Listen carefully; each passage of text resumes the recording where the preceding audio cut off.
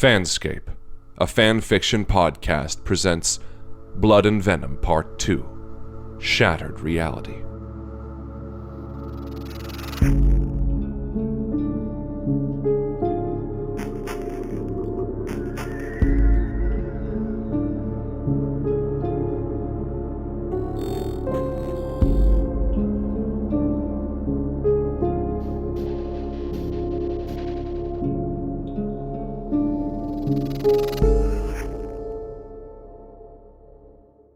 Chapter 8, Homestead.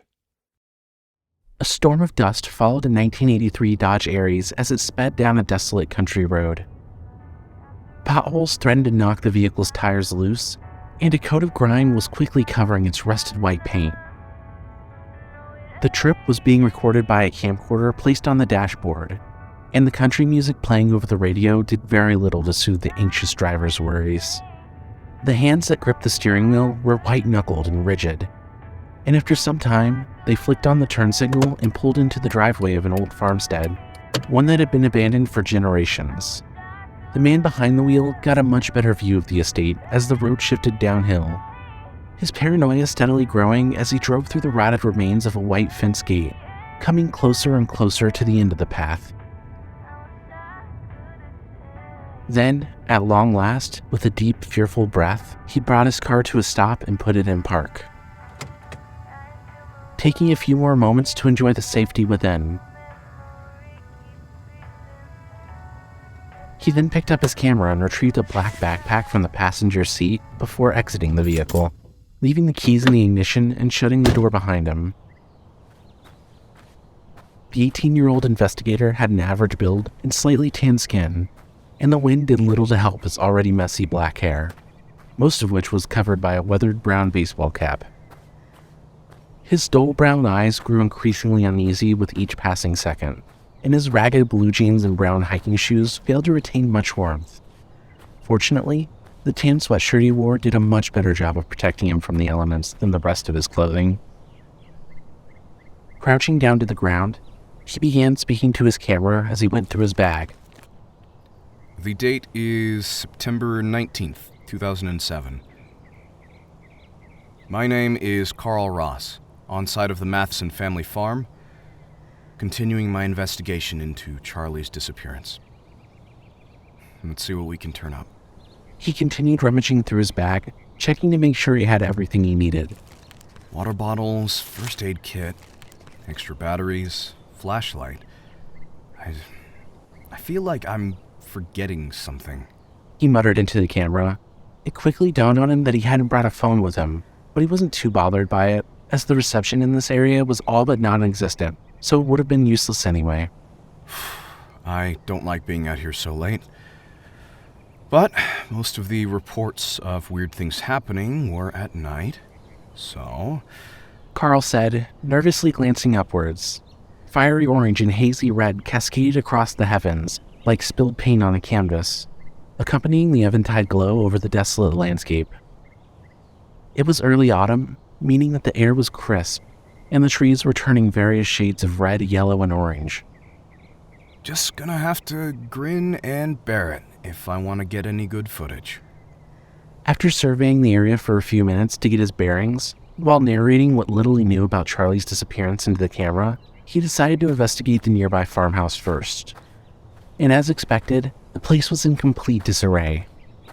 A rugged cobblestone wall that nearly came up to Carl's chest worked in tandem with an old wooden fence to create an enclosed pathway to the front door, but both of the barriers had seen better days.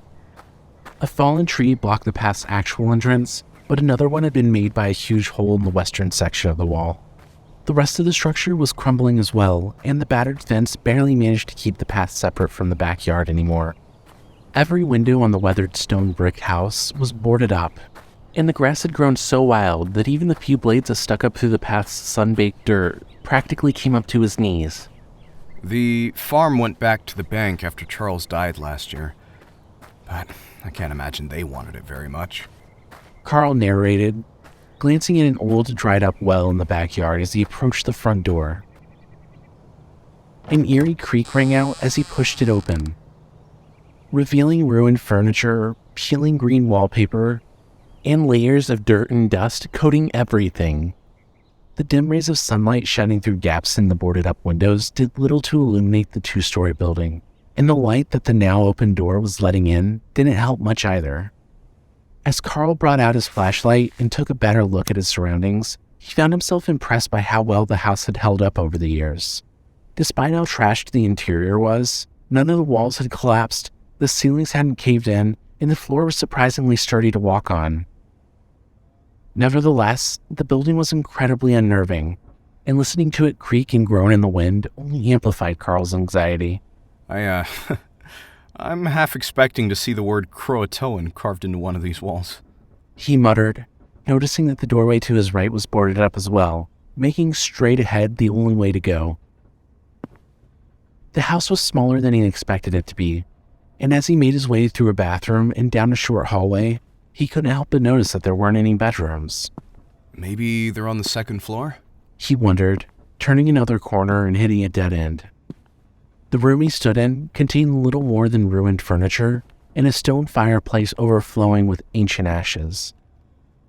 To his right was the barricaded door that had initially blocked his path, and to the left was a second one that sealed off another section of the house. I bet there's a staircase behind that one. He mumbled, walking over to the other door and attempting to pry off one of the boards. But it was to no avail. Shit. Maybe I can find another way around? There might be something important on the second floor. It was as he was about to leave that his flashlight fell upon something peculiar, a crumpled ball of paper at the back of the fireplace. He reached in and grabbed it, trying not to imagine something dropping down on him from the chimney, and opened it up. It was yellowed with age and stained with ash and soot, and it was partially charred, as if whoever had thrown it in had barely missed the flames. Even so, the message it carried was still legible, albeit difficult to read. Rose, we're going into the cellar tonight for another game of hide-and-seek. Father won't return from his errand to Red Deer until the morning, and Norm says he found a lantern so he can take us there after dark if we all meet by the chapel after tonight's dinner. I know you hate the rancid smell of petrol down there, but it'll be fun, I promise. Maggie. P.S. Don't tell Patty. She'll tell on us. Of course there's a cellar. Why wouldn't there be?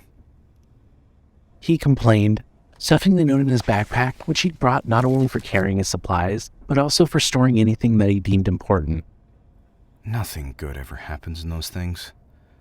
He muttered.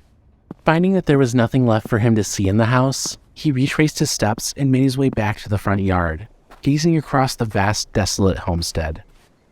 Barbed wire fences spanned the property and divided it into separate sections, something that Carl found rather irritating, as it limited where he could go without having to risk slicing himself up on the serrated barriers. The only thing he could easily get to was a nearby barn, and so he headed that way, narrating into the camera as he walked. I don't know why Charles ever would have wanted to bring his family to this shithole, especially considering how infamous it is. Maybe the Mathesons weren't as superstitious as the rest of Oakside. He said, looking over at a small building with 2 massive silos built into it that stood a short ways away from the barn. If the farmhouse was the ghost of its former self, then the barn was a worm-eaten corpse. Decayed boards and corroded metal littered the ground, threatening to drive a nail or a spike through a foot with one misplaced step. Century-old equipment was scattered about, some of it half buried in the dirt. The only remaining equipment even remotely intact consisted of several wooden barrels, the remains of a horse-drawn wagon, and a wooden lift that was stocked with crates and hooked up to a pulley system. Carl was amazed that the barn was even standing, and could hardly shake the thought of the whole thing collapsing on him with the slightest gust of wind. At least half of the structure had rotted away or been destroyed by the elements, and all that remained was a wooden skeleton that was barely holding itself together. It seemed as if every other board had vanished from the wooden building, and entire sections of wall were missing near the ceiling, leaving plenty of open space for sunlight to shine through. That's when he noticed that the barn's only exit, the one that led to the other side of the fence, was blocked by the lift. but Carl wasn't ready to turn back just yet. Taking a closer look at the lift's pulley system, he saw that it was connected to a rusted chain that snaked up to the ceiling, then ran through the rafters and into another room. He noticed an empty doorframe below the chain's terminus, and stepped through into a small, disheveled side room, with a staircase leading up to a second floor. Aside from a cluster of broken junk near the back of the room, there was nothing noteworthy on the first floor.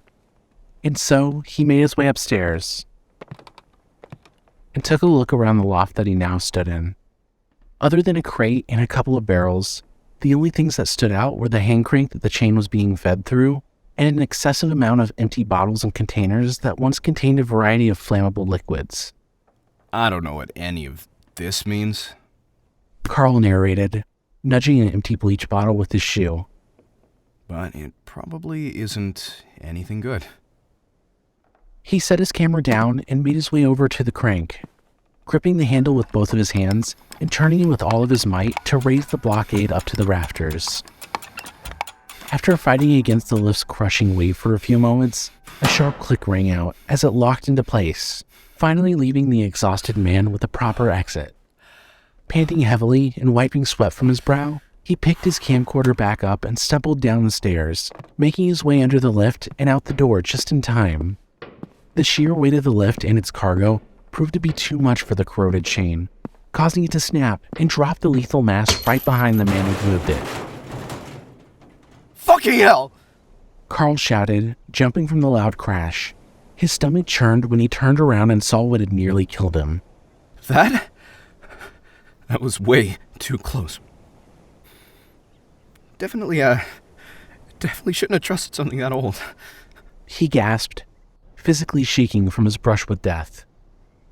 He regained his composure after a few minutes, only to realize that he was now trapped, for the wreckage behind him was blocking the only way back to his car that didn't involve getting shredded on a barbed wire fence.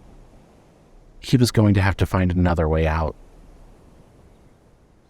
As dread began to well up inside him, Carl made his way towards the silos that he'd seen before, trying not to dwell on the position he now found himself in.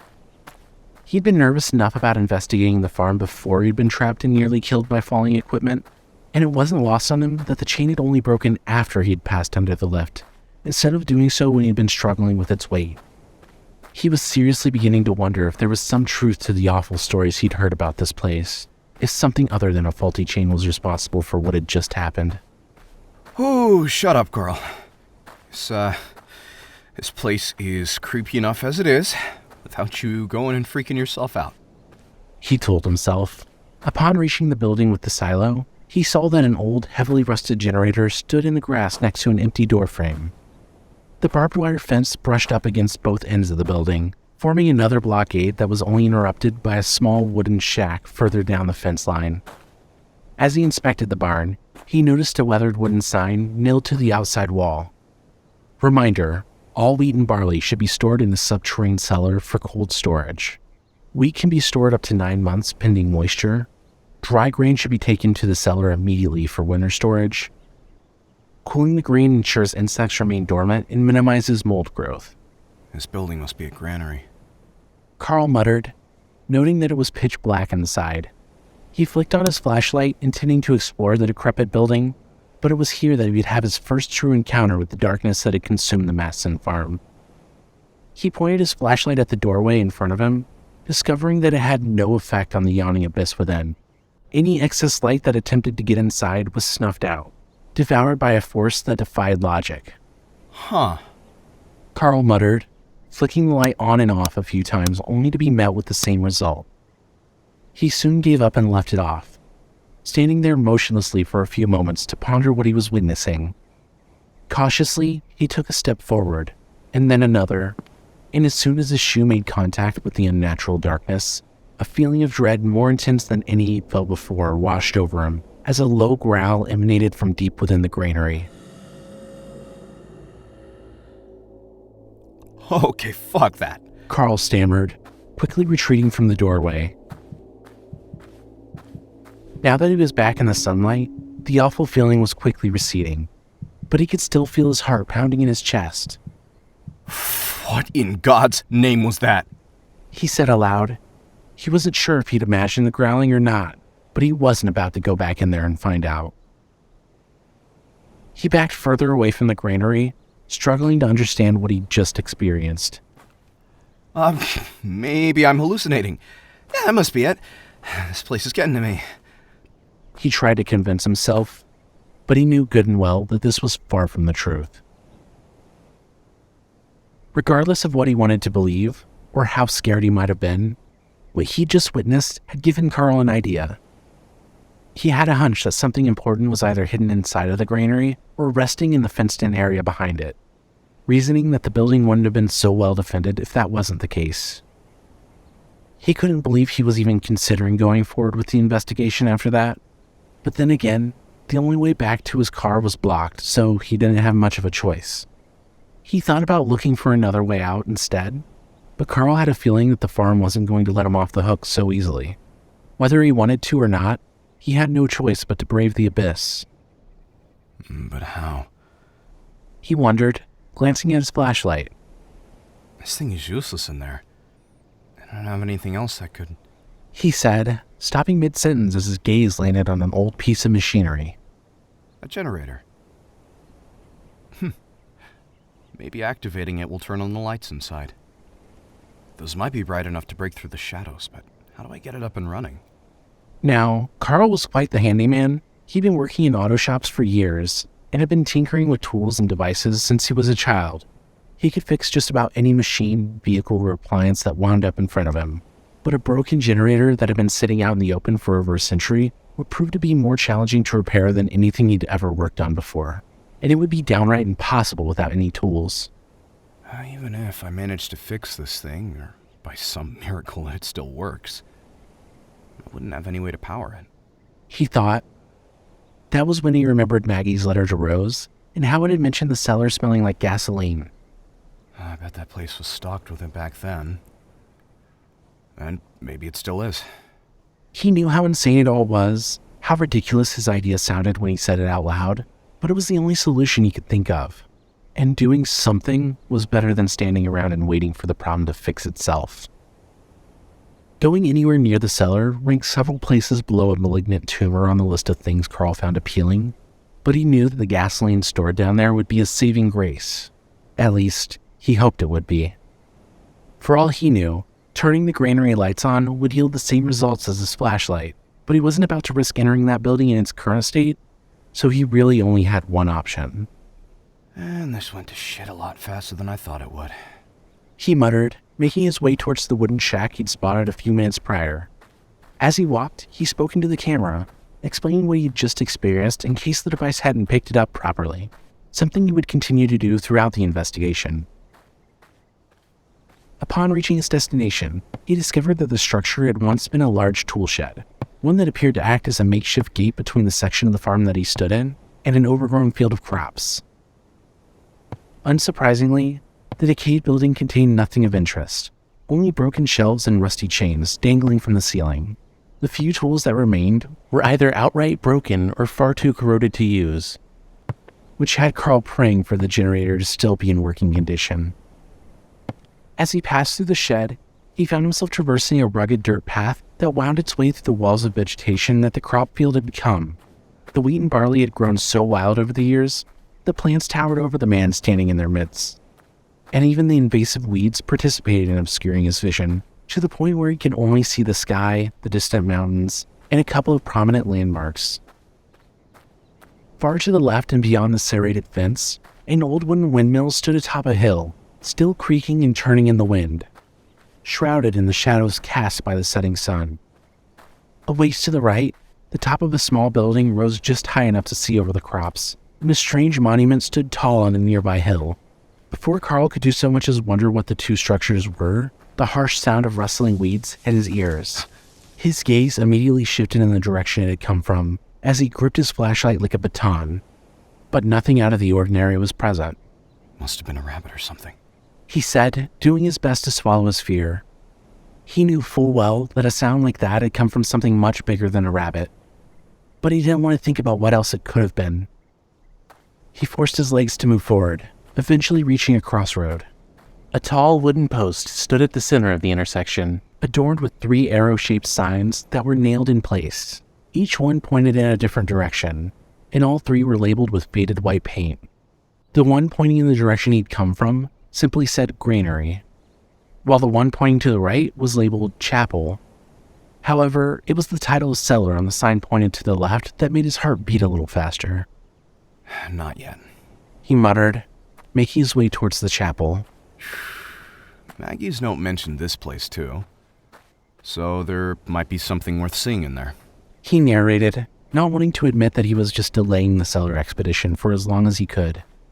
Further ahead, the trail broadened at the base of a small incline, parting the tangled mass of weeds and revealing a spiked metal gate that stood tall between 2 sections of the barbed fence.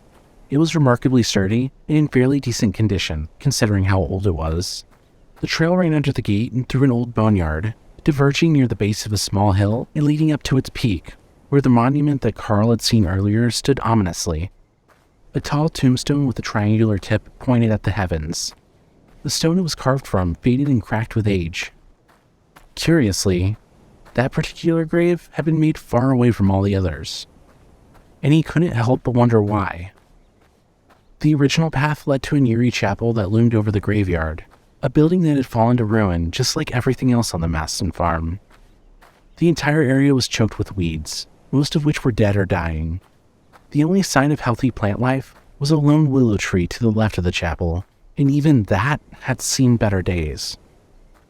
He approached the gate almost eagerly, relieved that he had an excuse to avoid the subterranean death trap for a little while longer. But groaned in frustration when he noticed the rusted padlock holding it shut. Like the gate it was chained to, the padlock appeared to be remarkably sturdy, and Carl knew just by looking at it that it wasn't going to be broken or forced open. I'd probably impale myself trying to climb over it, he said, looking at the wicked spikes atop the gate. Fuck. Looks like I'm out of options. And excuses. Reluctantly, he made his way back towards the signpost and followed the path to the cellar, woefully unprepared for what was coming.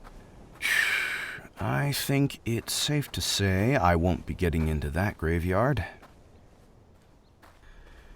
The gate key is probably long gone by now, and I don't have anything to cut the chain with. Carl narrated. In a weird way, he was disappointed that he wouldn't be able to investigate the homestead as thoroughly as he wanted to.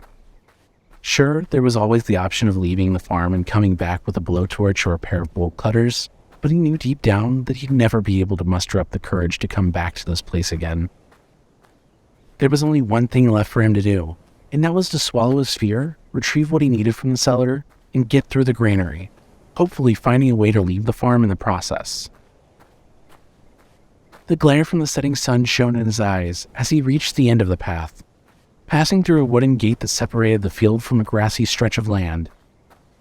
The old windmill was much closer now, and unlike before, its rotting boards and rusted nails could be seen clearly. Its remaining blades rotated slowly in the wind, groaning like they were one strong gust away from falling off. The sounds it made did little to soothe Carl's growing sense of fear as he hiked up the area's gradual incline. His heart pounding in his chest when he finally reached the wide-open cellar door and gazed into the labyrinth below. Gripping his flashlight with white knuckles, he took slow, shaky steps down the creaky stairs.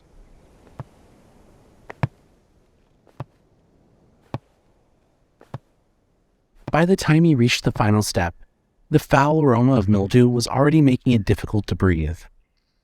The damp cellar reeked of decay, and the entire place was flooded with murky, heel-deep water. The floor, ceiling, and most of the walls were made of concrete, but some had been constructed with cobblestone. Rust and scum crept down the walls, and black mold grew on the wooden support beams. The place was eerily silent, except for the sound of dripping water echoing throughout the dark passages. A sense of impending doom filled Carl as he stared into the abyss ahead, a sense that was all too familiar to him. It was the same feeling of dread that he'd felt when trying to enter the granary, and although it wasn't nearly as strong in the cellar as it had been back there, it was enough for him to recognize it. Whatever force had a hold on the granary also held influence over the cellar, something that had him seriously considering turning around. He was alone in the dark, and not even the evening sun shining down the steps could help him now. Taking long, shaky breaths, he flicked on his flashlight and pointed it forward, surprised to see that it actually worked. It was a little dimmer than it should have been, but Carl wasn't about to complain. Shining his light around the room, he spotted a breaker panel fastened to the western wall, bronze in color and sporting minimal rust. I think I'll just leave that alone. He muttered. Using a flashlight with limited reach was preferable to risking electrocution by messing with century-old equipment, especially when the entire cellar was flooded. Nervously, he stepped forward, grimacing as he felt cold water beginning to soak into his shoes. However, he had another problem. The second he made contact with the murky liquid, something horrible made its presence known. Who is this, then? A deep demonic voice questioned.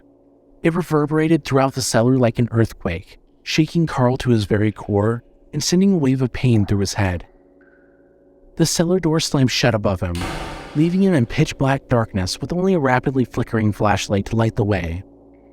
Pure, unfettered terror surged through him as he charged back up the stairs, trying with all his might to force the door open, but it was to no avail. His heart pounded almost as quickly as his flashlight flickered, and as he gripped it in his shaking hands, it felt colder and colder until he could barely stand to hold it. Then, the light bulb within exploded, as did the lens, sending shards of glass flying across the room. Carl let out a yelp and dropped the flashlight, the blood draining from his face when it hit the water with a loud splash. One that would undoubtedly reveal his location to anything lurking in the dark halls of the cellar. This one is not mine. The voice said again, intrigued by the terrified man huddled on the stairs. Then all was silent and Carl was left alone in the darkness. The camera he carried had survived the encounter unscathed, but he wished dearly that the flashlight had survived instead. He had no words to describe what he'd just gone through, nor thoughts, only pure, raw emotion. The time to process what he'd just witnessed would come later. For right now, his only concern was escape. With shaky legs, he made his way back down the stairs, and he felt his way to the breaker. He whispered a silent plea not to be electrocuted, then made the only choice he could and flipped the switch.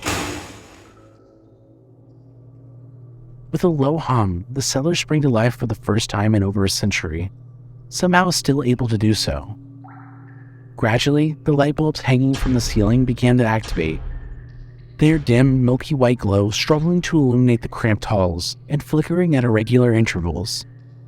Sometimes they'd stay on for only a moment, other times for quite a while. 1 minute, Carl would be able to see clearly, and the next, he'd be engulfed in darkness, fearful that they turned off for good. It's better than nothing, he thought, still paralyzed by what had just happened. The cold, musty air hadn't been helping his nerves to begin with, but now there was the constant threat of being stranded in the dark to pick away at his bravery too. It wasn't lost on him that whenever the lights were on, that unnatural sense of dread and despair wasn't nearly as bad as it was when they were off. But it was hardly a concern at the moment. Slowly he made his way deeper into the cellar, listening to the hum of the breaker grow faint. Carl crept through the narrow halls as quietly as he could, doing his best to ignore the eerie sights and sounds all around him. He stayed close to the wall on his right, hoping dearly that it was actually possible to navigate a maze that way. Every step he took echoed throughout the underground labyrinth, and the constant buzzing and flickering of the lights struck at his nerves with each passing second. He moved when the lights turned on, and froze when they flickered off, terrified of what he might see when they came back on. It made the whole process take much longer than he would have liked, but it was better than staggering around in the dark. After turning a few corners, he reached a crossroads. A hallway that branched off to the left led deeper into the darkness, whereas the smell of gasoline was wafting from the path directly ahead. Perhaps it was a subconscious desire to continue his investigation that set him hurrying towards the smell, a smell that grew more intense as he got closer to the source. Soon enough, he stumbled across a small side room on the right, and a nervous smile appeared on his face when he stepped inside. Positioned neatly throughout the room were dozens of rusted metal gas canisters, most of which still held all of their contents. It was when he walked over to a full rectangular can and lifted it from a rotting shelf that he received more unwanted attention. You would dare steal from me. Everything here is mine. The land is mine. The plants, the buildings, the stones, the skies, even the dead are mine. The voice scolded, speaking directly into Carl's mind and sending another wave of agony through his skull. His vision momentarily went blurry and he groaned in pain, leaning against a wall to keep his balance.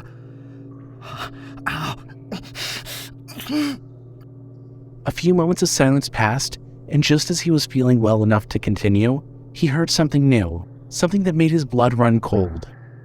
The giggling of a small child ringing out from somewhere nearby. His breath caught in his throat and he listened intently, trying to figure out how much distance there was between him and this new threat. He knew he couldn't stay there, for something other than a disembodied voice was present in the dark halls and undoubtedly knew of his presence. So he did his best to swallow his fear and reluctantly made his way towards the room's exit. When he neared the empty doorframe, the lights abruptly went out as a dark, twisted figure ran by, headed in the direction he'd come from. He immediately froze in place, exhaling sharply as a jolt of terror surged through him. Every molecule in his body was telling him not to venture out into the maze again, to cower in a forgotten corner in a hope that this new threat wouldn't find him. But to do so would mean death, and he knew it. Cautiously, quietly, he exited the room, heading in the direction opposite the figure he'd seen. Timing his steps with the unreliable lights, Carl continued making his way through the flooded corridors, taking more care to be stealthy than he had before.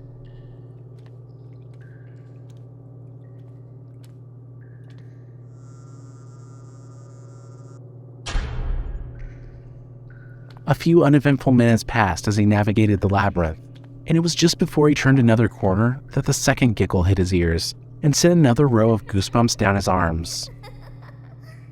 The lights were beginning to flicker more and more, signifying that they wouldn't last much longer.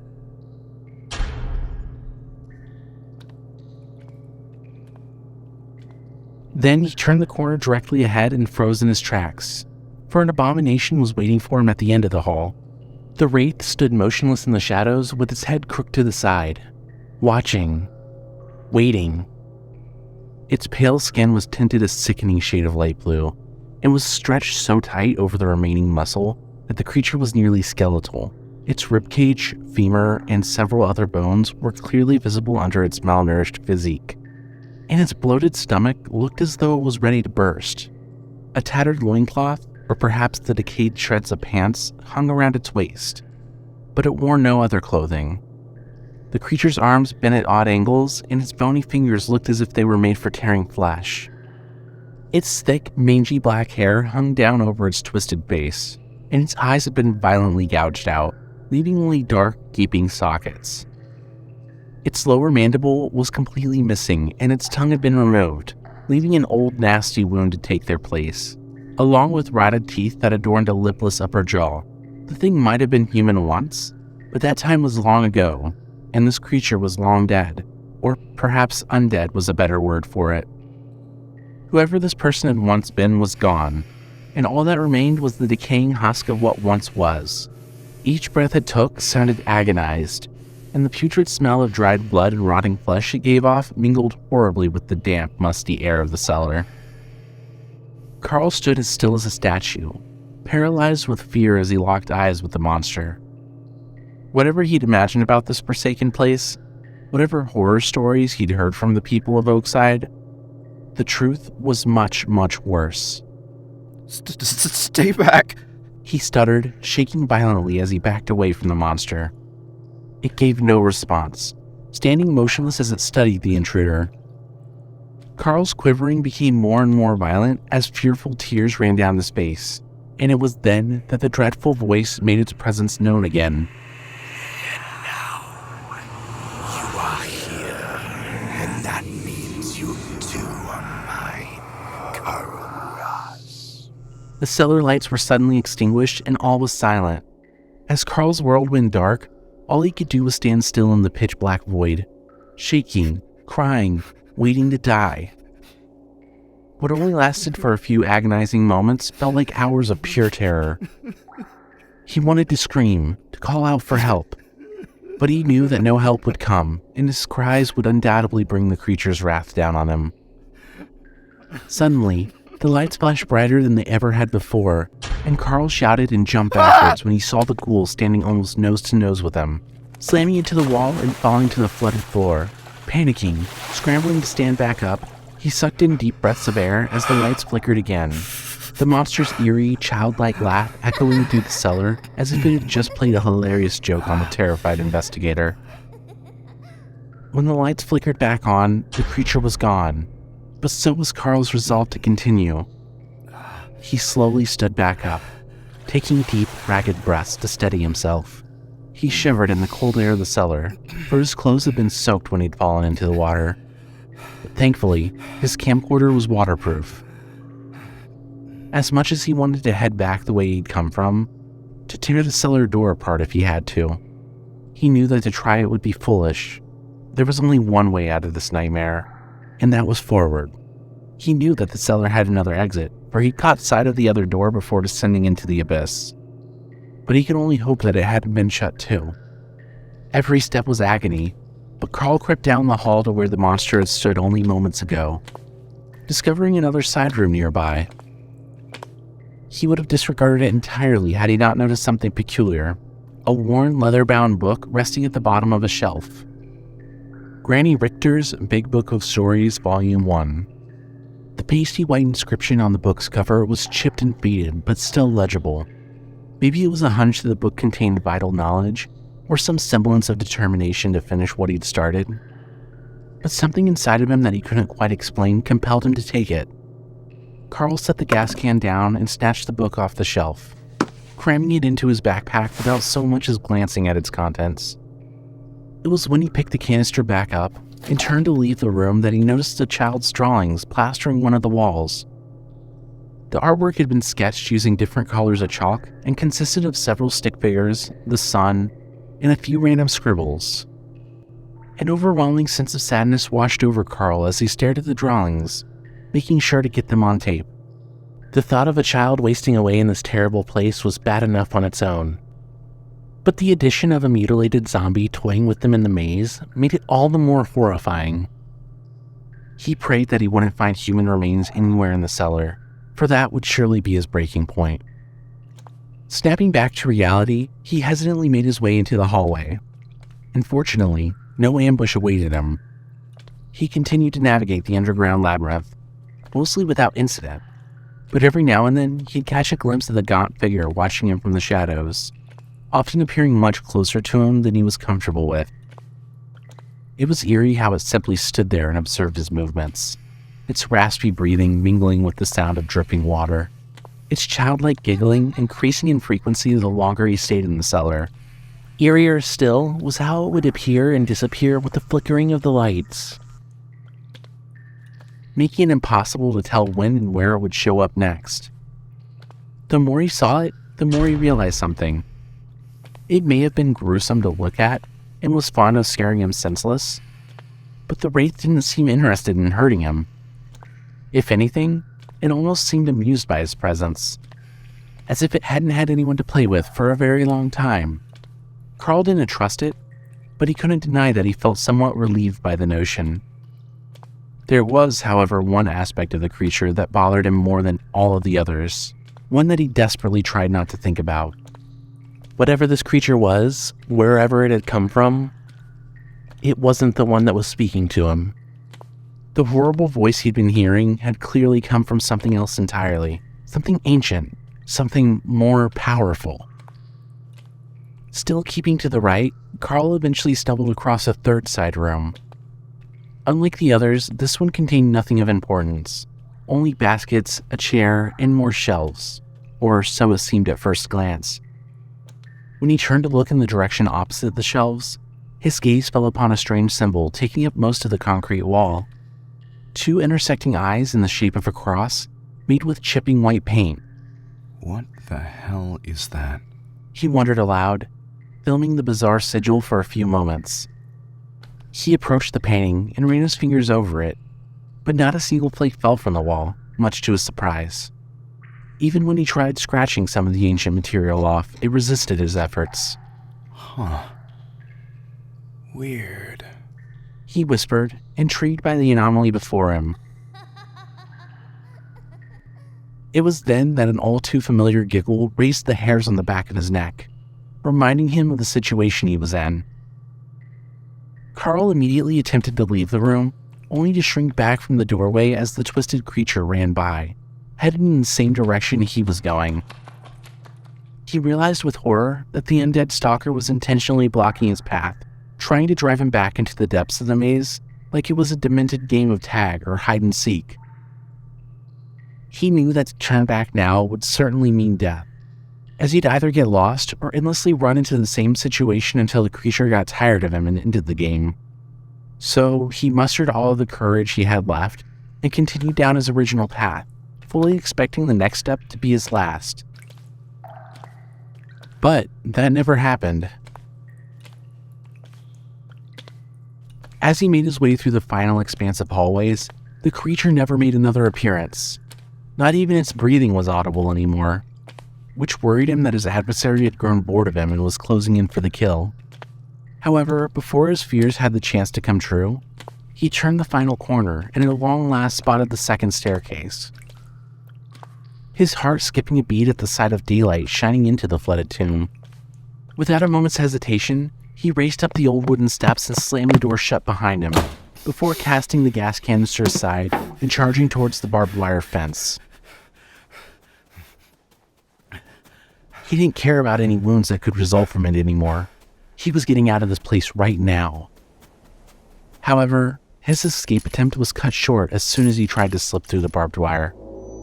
An overwhelming wave of nausea came over him and his vision went blurry, his ears ringing loudly as his blood ran cold. Carl trembled violently and collapsed in the grass, dry heaving as whatever mysterious ailment had come over him ran its course through his body.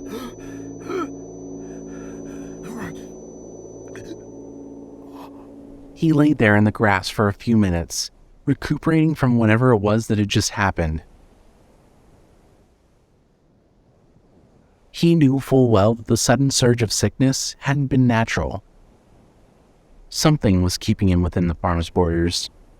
Perhaps the source of the demonic voice. As he lay on his back trying to breathe, he noticed something strange as he stared up at the sky.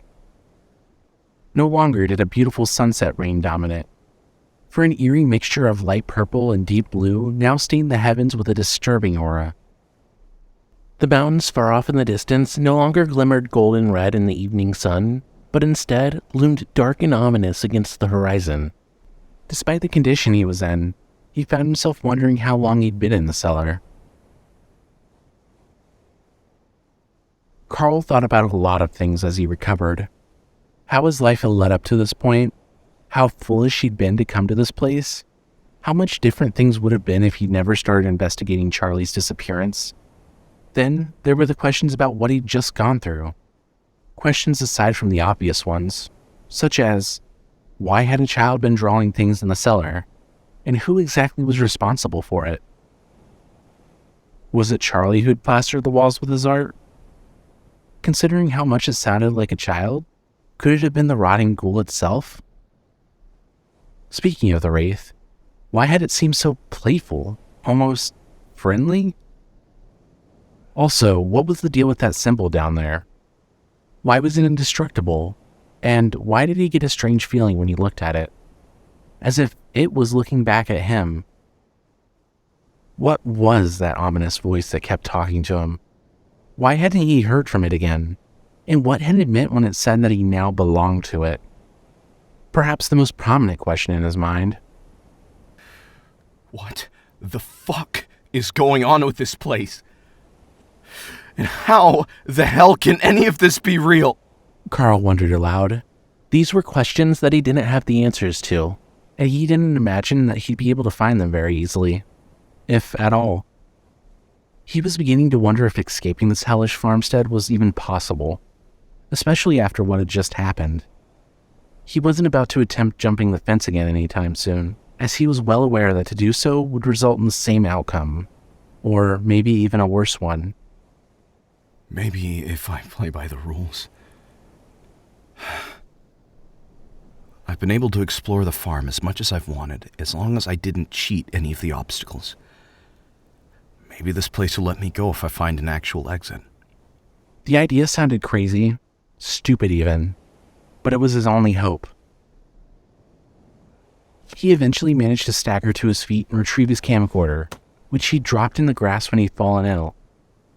As much as he wished to have the flashlight with him instead while he was in the cellar, he was glad that he hadn't lost the device.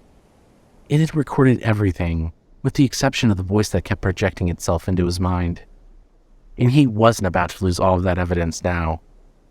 Evidence of what? None of this will change anything. People are already terrified of this place as it is.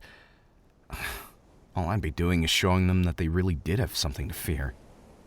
Nevertheless, he kept recording, walking over to the gas canister, which thankfully hadn't spilled when he tossed it aside so carelessly, and picked it up.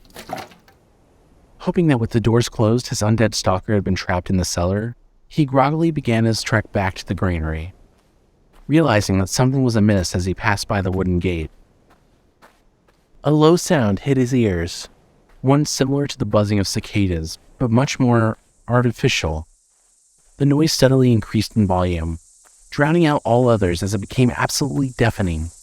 Upon reaching the signpost, Carl realized that his attempt to seal the ghoul in the cellar had been futile when he caught sight of a patch of weeds rustling as something within them rapidly approached his location. Unable to hear anything other than the incessant buzzing, panic shot through him and he sprinted towards the granary like a madman, somehow managing to avoid stumbling over the stringy roots sticking out of the dirt path. The makeshift cicada song was so loud that it felt like it was rattling his brain, and it took every ounce of willpower he had not to drop to the ground and cover his ears. He took a moment to peer over his shoulders and search for the unseen assailant, and when he saw a thick net of crops beginning to part just behind him, he charged forward, faster than he'd ever thought he was capable of. Then, the mass of crops and weeds finally opened up to reveal a familiar old shed, and he bolted through the open doorframe and hid behind a decrepit wall, standing as still as a statue as the ear-splitting buzzing finally subsided. So much for being friendly. He panted, struggling to catch his breath. After waiting for a few minutes, Carl took a cautious look back at the field. A shiver running down his spine when he saw the mangled face of the cellar ghoul glowering at him from within the mess of weeds. But that was all it did. It made no attempt to pursue, threaten, or even respond to his presence. No, this was a warning. One final chance to leave its home and never return. Knowing that the intruder understood its message, the creature slunk back into the thick vegetation, disappearing from sight. But what it didn't realize was that Carl was trapped, having already tried and failed to leave. He thought about trying to bargain with it, to convince the ghoul that he would leave if it cleared a path for him, but he had a feeling that attempting to communicate with it would only succeed in making things worse. The man in question let out a breath that he hadn't even realized he was holding and left the shed, heading towards the granary while keeping an eye on the field in case the beast changed its mind. He didn't understand its motives, why it had suddenly gone from playful to aggressive, but he wasn't about to go back to the crop field and ask it to explain. It was a monster that wanted him either gone or dead, and that was all he needed to know until he was out of harm's way. As he headed towards the generator with his gas canister in hand, he found himself looking back on how he'd gotten wrapped up in all of this, how he hadn't taken Charlie's disappearance as seriously as he should have. When he'd first found out about the mystery, he'd been excited to delve into it, likening it to the ghost hunts he'd gone on with Kate when they were kids. He'd expected it to be fun, as if an innocent boy hadn't been missing for so long that he was most likely dead. As if his grieving father wouldn't have been bothered by a nosy teenager constantly stopping by his house to ask him about his lost child. As if he had any right to pester a broken man who he had no real connection to. Even after Charles died in that house fire, it took longer than it should have for the gravity of the situation to register with Carl. It was only after digging up more information on the family, discovering how much the Mathesons had suffered after Charlie's disappearance, that he started taking things seriously. It was around that time that he started blaming himself for the death of Charles. It was never confirmed, but it was a generally accepted theory that he'd been the cause of the arson, lighting his own house on fire while still inside as an act of suicide. And because of that, Carl often found himself wondering if Charles would still be alive had he not been so insistent on making him relive bad memories. That was why he'd come to this accursed place when no one else would. Not for a sense of adventure, for glory, or even for a good old-fashioned ghost hunt, but out of a sense of responsibility that he now carried. He was going to find out what happened to Charles's son, one way or another. That was how he'd repay his debt to the man he'd helped put in the ground. Even so, he hadn't really expected to find anything important by coming to the Matheson farm. As intimidating as the place was, he'd long suspected it to be nothing more than a typical ghost story, all conspiracy and no reality. He'd realized far too late that there was actually some truth to all the horrible things he'd heard, that he'd bitten off more than he could chew. Karma is a bitch, He muttered, emptying the contents of the gas can into the ancient generator. Dropping the empty canister in the grass, he stood there and looked at the generator for a moment, still doubting that it was capable of even starting up. Just try it, jackass, He told himself, holding his breath in anticipation and flipping a switch. With a low metallic whir, the ancient machine sprang to life, vibrating and rumbling where it sat. The lights inside of the granary slowly activated, banishing the abyss and its dark influence from the old building. To Carl's relief, there were no flickering lights or long stretches of darkness like he'd experienced in the cellar. Instead, a constant dim glow offered a sense of security. That shouldn't be possible. He mused, but decided not to question it. After all, the generator still working made the most sense out of everything he'd seen at the farm so far. It was then that the sound of bare feet hitting stone rang out as the creature inhabiting the granary fled the scene. Of course, Carl knew by now that the growling he'd previously heard in the building had come from the cellar ghoul, so he was thankful that it was among the things that the light had purged from the building. How did it get back in there without me seeing it, though? He wondered. Almost immediately, his question was answered by the sound of barbed wire rattling, bringing him to the conclusion that the creature was exempt from the Homestead's no-cutting corners rule.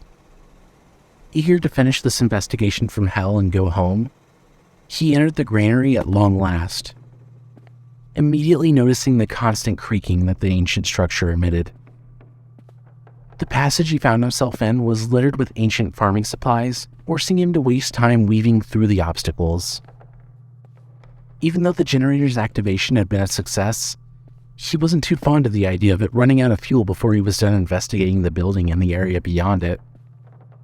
When he finally turned the corner, he came upon a more open room where both silos stood partially enveloped within the granary. It was hard to tell if they'd been constructed with the intent of making movement around them easier, or if it were simply so deteriorated that a passage had opened up directly through the center of the structures. Dim evening lights shone in through their cracked tops, but it wasn't nearly enough to light up the place as efficiently as the generator. Even if the natural light had been enough, only the silo standing at the direct center of the granary would have stood any chance of being beneficial. The other silos stood half embedded in the leftmost side of the building, and only after taking a closer look at it did Carl realize that it showcased a familiar symbol inside. Drawn on the concrete floor in charcoal was the same sigil he'd seen in the cellar. The intersecting eyes. Oh, this has to mean something. He narrated, making sure to get it on camera. It couldn't have been a coincidence that the symbol was present in both the granary and the cellar, the only two places where he'd experienced that overpowering feeling of dread and witnessed the impenetrable darkness. But it was weaker in the cellar. Why? Maybe the one down there was older? He knew how strange it sounded to suggest that a simple drawing could alter reality so much, and truthfully, Carl didn't believe it himself. He figured that the symbol was indicative of something else, a brand left by a powerful force to mark its presence, and nothing more. Still, he didn't want to dismiss anything as too crazy after all he'd seen. And so he made a mental note to revisit the theory and trekked onward, reminding himself that the generator only had so much fuel as he weaved his way through the rest of the building. However, what he failed to notice was the tall stick figure scratched into the inner wall of the silo. One that wore a suit and tie and lacked facial features. Eventually, Carl stepped out of the granary and into the grassy, uneven area beyond, taking a good look at his new surroundings. There wasn't much to be seen in the fenced-in yard. Aside from a handful of trees, one of which held a battered old treehouse, there wasn't much more than a decayed horse-drawn wagon, a small rundown shed slightly taller than the average man, and the few scorched remains of a small barn. Wordlessly, he made his way around the yard, inspecting the ancient landmarks dotting the overgrown land and finding nothing of any real importance. Even so, the ruins of the barn had piqued his interest. The structure's only remnants were scorched portions of the building's frame, consisting of several burned boards sticking out of the ground and a handful of plywood panels and wood scraps that lay in the dirt. But nothing more. The rain had washed away the soot and ashes long ago, leaving behind only the cold-hearted ground. Despite the building's insignificance, Carl found himself wondering why only the barn had been destroyed entirely, whereas the rest of the structures on the farm were still standing more or less. Soon enough, all that was left to investigate was the old shed, its creaky door hanging open and blowing gently in the wind. However, he was more concerned with the fact that throughout all of his exploration, he still hadn't found a viable way to escape the farm. The section of land he stood on was completely surrounded by barbed wire fence, and even more frustrating was how the fence also bordered the graveyard, leaving only a layer of serrated wire standing between him and an area that he could now see had a path leading back to the farmhouse. The only area that had been sealed off entirely. Knowing that he was playing with fire, Carl cautiously reached a hand towards the fence, but quickly pulled back when a dull buzzing hit his ears and an icy chill spread across his skin. Fine! Have it your way! He spat, stepping away from the fence. I guess this place isn't done with me yet. He grumbled as he made his way back to the old shed, the only thing in the yard that he hadn't inspected yet. Okay. It's not like I can get into the graveyard any other way. The gate is locked, and I don't have a way to open it. Not to mention that I'd have to go back through the field while that thing is still out there. He said, shuddering at the thought of facing it again. He reached the door and pulled it open, letting the dim evening sunlight flood into the dark structure. Most of the room was taken up by 2 wooden shelving units that were cluttered with broken tools and a variety of other junk. And not wanting to leave any stone unturned, Carl set his camcorder on top of the back shelf and began rummaging through the clutter, the device pointing at the open door behind him. A few minutes of turning up nothing ticked by, and he was starting to think that he wasn't going to find anything important. But that changed when he unearthed something peculiar that had been buried under all the other odds and ends. An old black and white family portrait. He gingerly picked the picture up and blew the dust off of it, not wanting to risk damaging the artifact before taking a closer look at it. Everybody in the photo was dressed formally and appeared to be standing on a staircase outside of a church, and at the bottom of the portrait was a list of their names. In the back row stood a woman and 2 men, Georgia, Franklin, and James Matheson. The middle row was taken up by 2 more women, the second of whom appeared to be on the border of elderly, Elizabeth and Frieda Matheson. And beside them stood a young man named Clarence Matheson. Then there was the bottom row, which was entirely made up of kids. The only two teenagers were a pair of girls named Maggie and Rose Matheson, and the others consisted of a girl and a boy no older than 11, Patricia and Walter Matheson. However, 3 other people stood in the picture alongside the Mathesons, 3 that caused a great deal of concern. In the middle row, beside the 3 Mathesons, stood a middle-aged woman with her husband, Ada and Henry Hayes.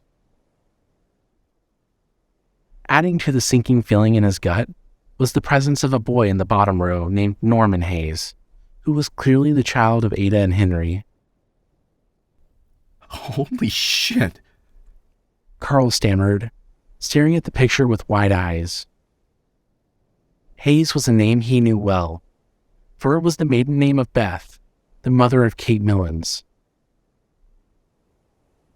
Now, Hayes wasn't exactly an uncommon surname, so Carl wouldn't have given it a second thought had it not been for 2 crucial details. Kate had mentioned several years ago that her family originated from Alberta, and that they'd moved to the United States in the early 1900s. That alone wouldn't have been enough to convince him of the disturbing truth he'd just uncovered if she hadn't shown him and Lauren some of the files documenting her family tree, a tree with the names and portraits of those very same people on it. He didn't remember their exact placement in her lineage, but Carl knew then and there that those 3 were, at the very least, distant relatives of his surrogate sister, and maybe even direct ancestors. I don't know what this means for Kate, but she and her mother are connected to this place, even if it's only through bloodlines, he said to the camera, still in disbelief. As he processed this revelation, he scanned over the picture once more to verify what he was seeing, but discovered something else that he hadn't noticed before. Standing inside of the church and barely visible through a window was an abnormally tall, bald man wearing a suit and tie. Oddly enough, the man wasn't listed below with all the others, and the poor quality of the photograph made it look like his face was missing. Carl wanted to shrug it off as unimportant, correctly guessing that the man wasn't supposed to be in the picture, but after everything he'd seen, he couldn't dismiss the man's strange appearance as a trick of the lights as easily as he once would have. He also couldn't shake the feeling that the suited figure had a deeper connection to the Matheson and Hayes families. But he had no way of proving it. With a bad feeling lingering inside of him, he held the photograph up to the camera to document his findings, taking up most of the shot with it as well as unintentionally filming himself. However, it was when he stooped down to store the picture in his backpack that the camera picked up something else. Something that he was completely unaware of. Towering over the crop field far behind him was the tall, dark figure that was watching his every move. It stood there, motionlessly, a swarm of black tendrils hanging in the air around it, like tentacles in water. Carl never noticed the faint static sound that his camcorder was emitting, or the sudden drop in video quality. Nor did he see it when the figure suddenly vanished into thin air, only to appear just outside of the door behind him. By the time Carl slipped his backpack back on, picked up the camera, and turned around to face the door, it was gone without a trace. And with the camera functioning normally again, he was none the wiser. I need to tell Kate about this when I get the chance. If I get the chance. He thought. Suddenly, he caught sight of something he wouldn't have expected in a million years. Dangling from a rusted hook beside the door was an old ornate black key, one that matched the size and fit of the padlock on the cemetery gate. Huh. He muttered, taking it off the key hook and looking at it in shock. While old and covered in dust, the artifact still retained most of its original luster. Its bow consisted of 3 rings in the rough shape of a triangle, and its craftsmanship was something to be admired even after all those years of neglect. Aside from some minor discoloration, the key was in near-perfect condition, something that had Carl feeling both grateful and fearful at the same time. Even though he'd somehow found the thing, he would still have to make his way back through the field in order to get the gate open, and considering it was now openly hostile territory, he wasn't looking forward to it. Snapping back to his senses, he stuffed the key in his pocket and nervously headed back towards the granary. He kept glancing out across the field as he walked, half expecting to see the cellar ghoul looking back at him from behind the fence. But that never happened, and he walked back inside the now illuminated building without incident.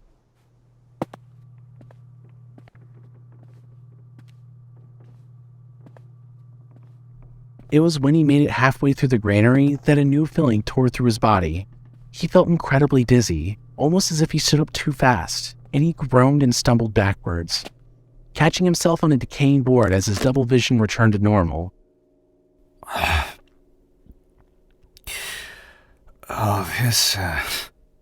This day just keeps getting better and better. He groggily commented. That was when he noticed something strange. Aside from the occasional hooting of owls and the chirping of crickets, everything was dead silent. There was no wind, no movement, nothing. It was as if the entire world was standing still in anticipation, waiting to see the final act of this escapade play out.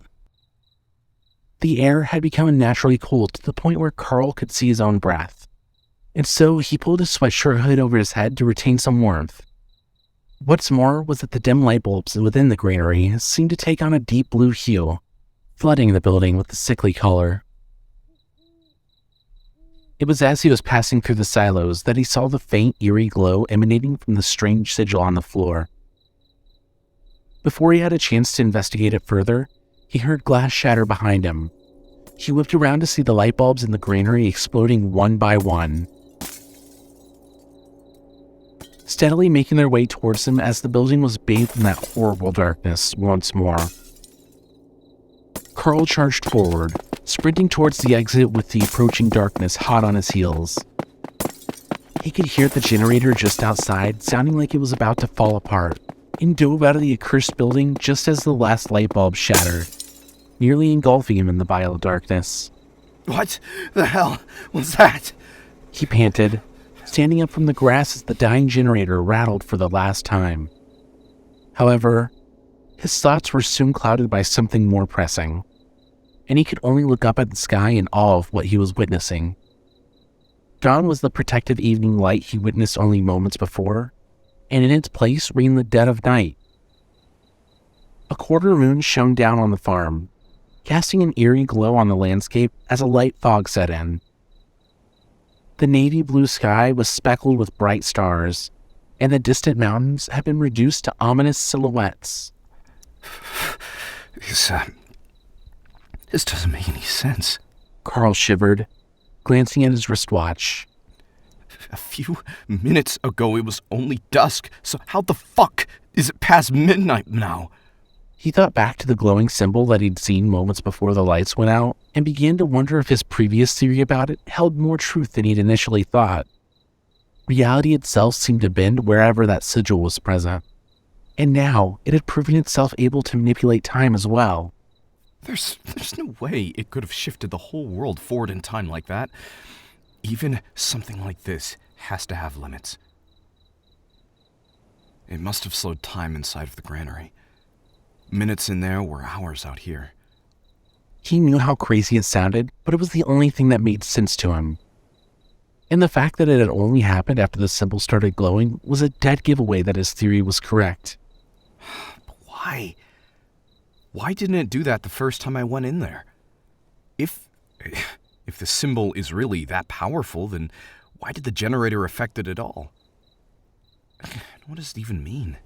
His best guess was that the overwhelming burst of light triggered by the generator had been enough to push back the darkness for a short time due to its sheer intensity, whereas his weak little flashlight hadn't been able to make a dent in it. But that didn't explain anything else. It was then that he thought back to how unpredictably the ghoul had been moving around in the cellar, appearing and disappearing with the flashing of the lights, and how it also had been guarding the granary at the same time. He thought about how he'd only seen the sigil drawn in the cellar and in the granary, and suddenly it made much more sense. So that's how it was doing that. The symbol being drawn in those two places formed a link between them, and they warp reality so much that the thing was able to use them as a gateway. That explains how it was moving around like that. That's incredible. Horrifying, but incredible. Carl wasn't sure whether to be amazed or terrified by this revelation, but he would have to ponder it more once he was out of harm's way. Reluctantly, he started making his way towards the field, talking into his camera as the reality of the situation sunk in again. This place is sick. Nothing about it is right, he said nervously, still eyeing the sky. Soon enough, he found himself passing through the tool shed once again and approaching the overgrown trail. He stood there for a moment, staring out over the field. All was quiet. All was still, as if the world itself was waiting for him to make his next move. Okay. You've got one shot at this. Don't screw it up, or you're a dead man. He coached himself. Then, after taking a few deep breaths, he took off, sprinting down the path.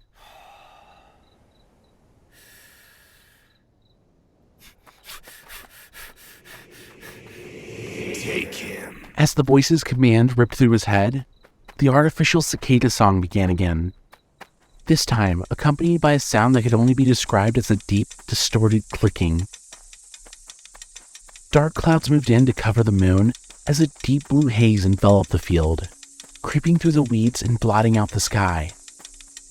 The blue mist was choking and acrid. Breathing it in felt like inhaling fire. And it was through watery eyes that he saw the undead abomination charging at him, head-on from further down the path. The remaining pieces of its rotting mouth twisted into a silent snarl. Terror pierced his heart, and without thinking, he instinctively ducked into the weeds for cover, hoping that they would conceal him from the creature. He did his best to keep the cemetery gate in sight as he crashed through the overgrown mess of crops, but the sheer height of the vegetation was making it difficult to see anything. The furious monster was hot on his heels, and the ear-splitting ambience grew louder and louder as it gained on him. The blue haze thickened with every step he took, making it impossible for Carl to see more than a few feet in front of himself. He could barely even breathe through the suffocating mist anymore, and he could feel fatigue setting in from carving his way through the wall of crops. He realized with horror that he was beginning to slow down as the sound of the monster crashing through the weeds behind him grew louder and louder. Plants whipped him in the face.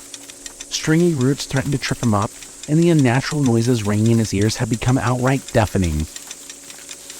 Just when he thought he was done for, the mist lifted. The clouds moved away from the moon. The noises ceased, and the monster retreated back into the field.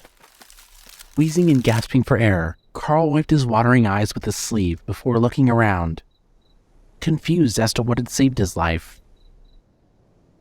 Perhaps the only pleasant surprise he'd received that night was the fact that somehow, miraculously, he'd made it to the cemetery gate.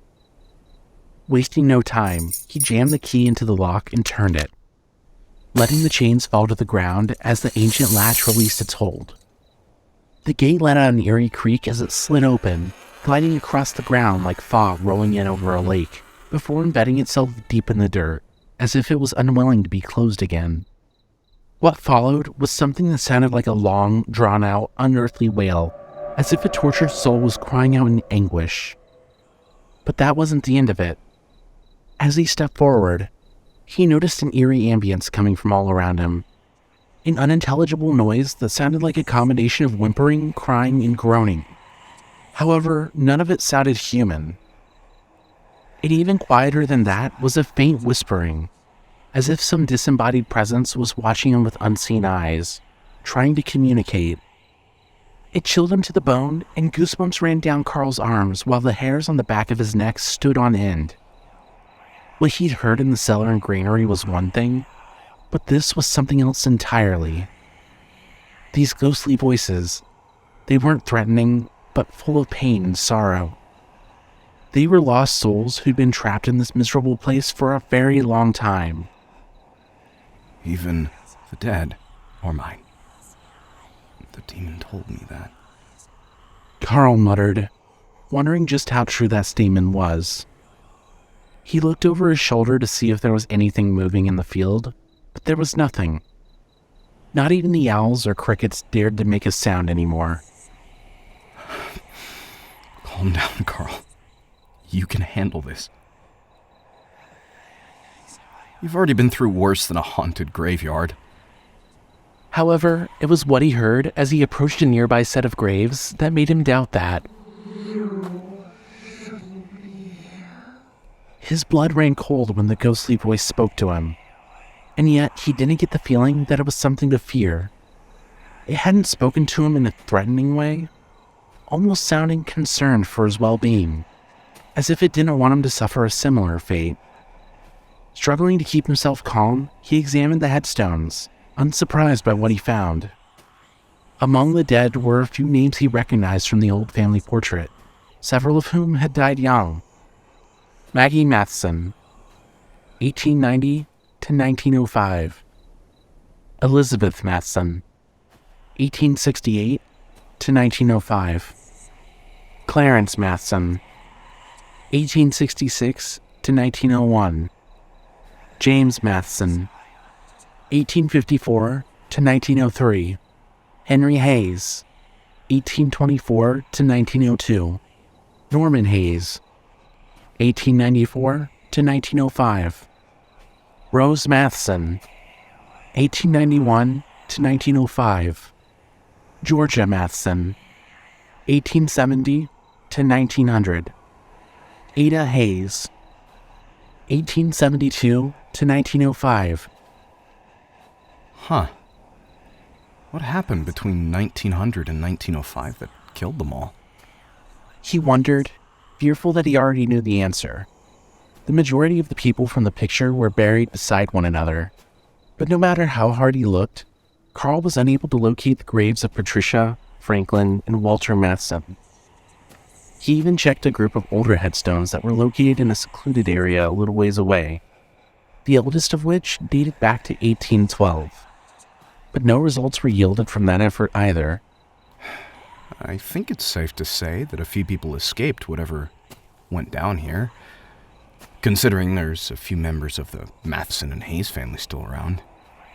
Carl narrated, before suddenly snapping back to reality. What am I doing wandering around this graveyard?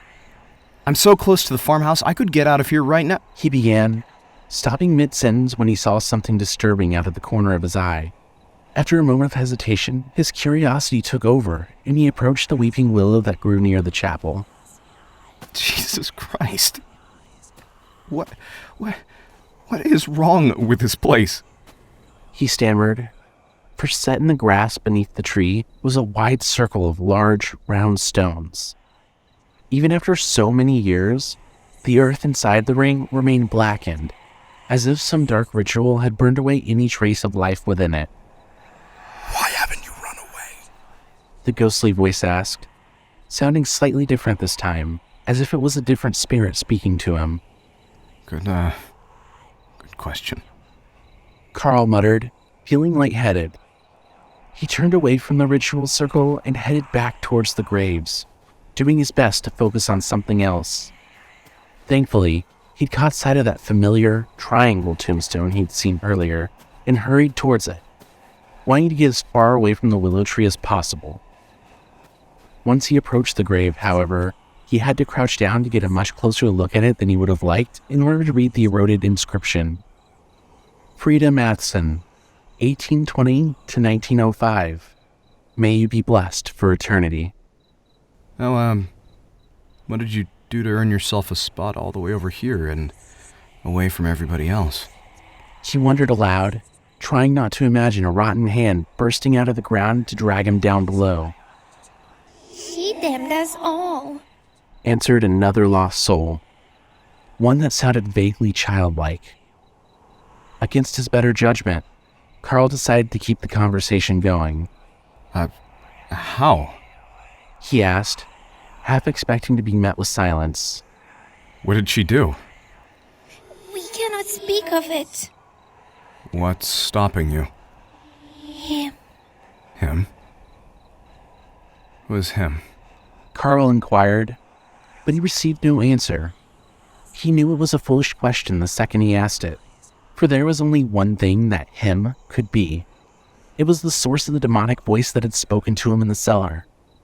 As for how Frieda had damned the farm and its entire population, he had a hunch that it had something to do with the ritual circle he'd seen under the willow tree. In any case, neither the headstone nor the spirits provided any further clues.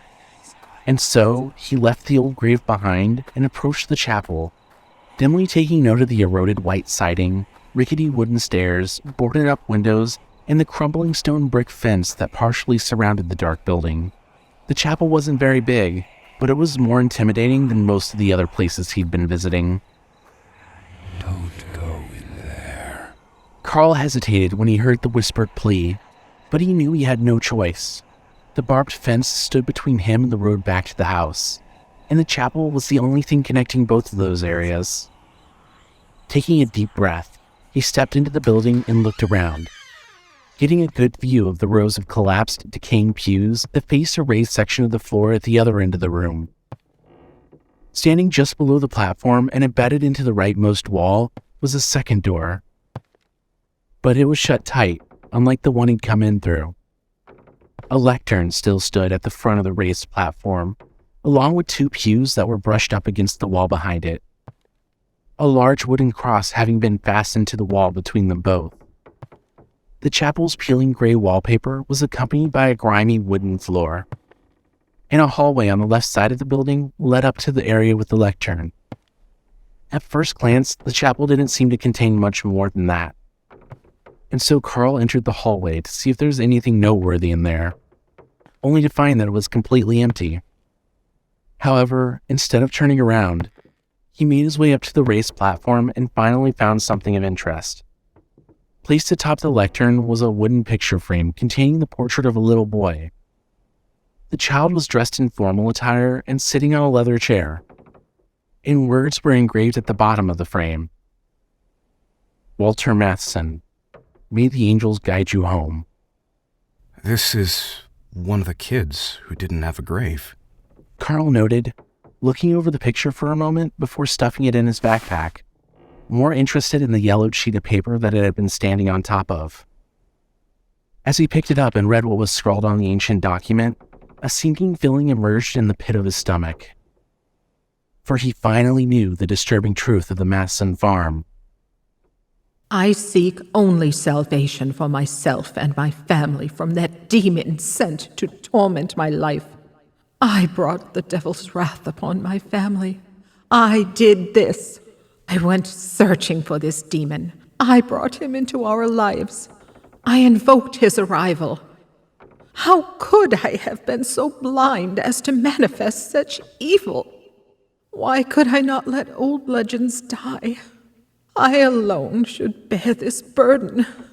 Why must my grandchildren suffer for my imprudence? They will never come home. The archfiend has them now. We must all bear this burden. We must all repent for our ignorance and rid this world of this demon for good. None shall ever confront this evil again. It dies with us. May the fire cleanse our souls and burn our sins. Frieda Matheson. Quietly, Carl folded up the paper and stuck it in his backpack, processing this new information. He now understood why Frieda was buried so far away from all of the other graves. What the tortured spirit had meant when it said she damned them all. She was the one who'd brought about the downfall of the farm, the one who'd infected this place with an unholy plague. It was Frieda who was responsible for the burning of the barn behind the granary, for she had locked herself in there with her family and burned it to the ground, believing that their deaths would banish whatever demon she'd conjured under the old willow tree. But she had been wrong. Horribly wrong. Finally, he knew what tragedy had befallen this godforsaken place, and why so many of the graves were marked with the year 1905. The people who once lived here had been burned alive, both literally and metaphorically. And they'd all burned together. You were a fool to come here. Carl couldn't help but agree with the disembodied voice. He had been a fool. Much like Frieda Matheson, he'd willingly put himself in a situation that he was woefully unprepared for. And now he was reaping the consequences of that decision. He hoped with everything he had that the darkness that engulfed the Matheson farm was forever bound to the property. Because if it was capable of spreading, then that meant he'd brought the very same curse down on himself. Suddenly, the air turned frigid and an ominous shadow swallowed the entire room, sending a familiar sense of dread coursing through his veins. He let out a yelp when he heard the door violently slam shut on the opposite end of the chapel, finding himself frozen in place when he looked over and saw what was standing in front of it. Staring back at him from across the room was the tall man who'd been lurking in the background of the family portrait, the one whose likeness had been carved into the silo. His suit was as black as night, his tie as red as blood, and his clammy skin as pale as a corpse. Standing completely motionless, the demon towered over him even from its lower position in the room, its head nearly reaching the ceiling, and its unnaturally long arms hanging stiffly at its sides. Its horrific, featureless face showed no emotion, unlike the terrified man it had set its sights on, who could only gaze back at it with a look of horror. It began to walk up the aisle between the pews, slowly approaching Carl. And the closer the creature got to him, the more it felt like his brain was trying to crawl out of his skull. Blood steadily trickled from his nose and his ears as his breathing became ragged, his lungs struggling to function properly as his heart pounded in his chest. His legs gave out and he dropped his camera, falling off the platform and hitting the ground hard as an intense wave of nausea overtook him. Black splotches obscuring his blurred vision as a high-pitched frequency rang in his ears. His blood ran cold and his eyes started watering as he tried desperately to stand back up, fighting as hard as he could to stay conscious through the intense pain.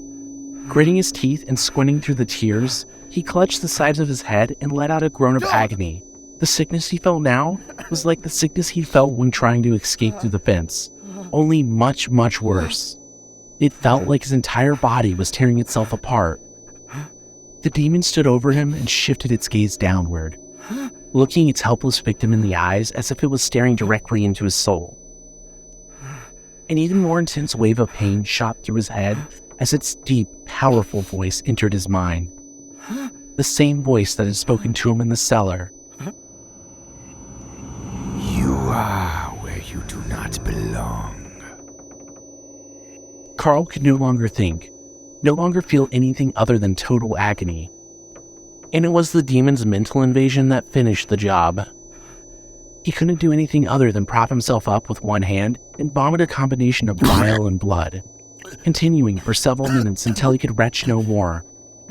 He prayed for anything to make it stop, to ease his suffering. And when his vision finally returned to him, he was surprised to see that the faceless demon was gone, having vanished into thin air as abruptly as it arrived. Trembling violently and drenched in a cold sweat, Carl fought through the pain, retrieved his camera, and made his way to the closest door, only to find that it was locked. He grunted in obscenity and turned back towards the pews, avoiding the spilled content of his stomach as he made his way back to the door he'd come through. But that one was locked too. Letting out a sigh of defeat, he wiped the blood and tears from his face and slumped down on one of the more stable pews, cradling his head in his hands. The nosebleed had stopped entirely, as well as everything other than the migraine, which was receding at a much slower pace than he would have liked. He shakily drank from one of his water bottles and took some of the painkillers in his first aid kit. But there was only so much he could do to remedy wounds such as these. Thousands of questions had sprung up in his mind over the course of the last several minutes, the most prominent being the mystery of how the demon had made him feel so awful so suddenly. He wanted to write off the entire thing as a hallucination, but he couldn't. For aside from the fact that he still felt like he'd been hit by a truck, his camcorder had recorded everything. Oh, how am I still alive? He pondered. His head ached as he came to terms with how he now knew the faceless demon to be responsible for the destruction of the Matheson farm and its inhabitants. From the initial conjuring to the terrible legacy the Homestead still carried, that monster was at the epicenter of it all. And it was that revelation that made him think back to a crucial piece of the puzzle, one that didn't make much sense to him. What does that thing from the cellar have to do with any of this? He wondered. He'd known from the beginning that the undead beast wasn't the source of the farm's misfortune, and the appearance of the suited demon had only affirmed that belief. So what the hell is it doing here? Eventually, he was able to come up with two theories. First was the idea that the ghoul might be some sort of underling to the faceless demon, brought here to act as a guard dog and protect its territory. And the command that he'd heard issued to it in the field all but confirmed that theory. He had a second guess, though, one he found less believable, and that was the idea that more than one supernatural being had moved onto the property over time and claimed sections of it as their own. It made sense that the sight of such a terrible tragedy would attract dark forces, so it was possible that the demon had simply taken control of the lesser creatures who trespassed on his territory. The tortured souls that he encountered in the graveyard and the cellar ghoul itself were proof enough that it was capable of controlling other beings. But Carl prayed that this theory wasn't true. The night had been enough of a train wreck already without having to deal with even more monsters. What was next if his second guess was actually correct? A Wendigo? Maybe a hellhound? Don't be stupid. Those things don't exist. But before he could finish that thought, he caught himself. Just a few short hours ago, he would have thought it ridiculous to call everything he'd been through on the farm realistic. So now, he didn't know what to believe in. I need to quit thinking so much and get the fuck out of here. He concluded, returning the items to his backpack and shakily standing up. He still hadn't found out what really happened to Charlie, but he'd unearthed enough mess in history to last him a lifetime. He could leave this place satisfied that he'd given it his all, but he still couldn't shake the idea that he'd brought the farm's curse upon himself. He hoped dearly that this would be the last he saw of both the cellar ghoul and the suited demon, but he couldn't ignore the possibility that his trespassing wouldn't be forgiven so easily. I'll break this goddamn door down if I have to, Carl said, looking for something that could help him with that process. It was as he was approaching the door by the lectern that he tripped over something small lying on the floor. Cursing to himself, he glanced down at the offending object in annoyance, but his anger went away when he saw what it was.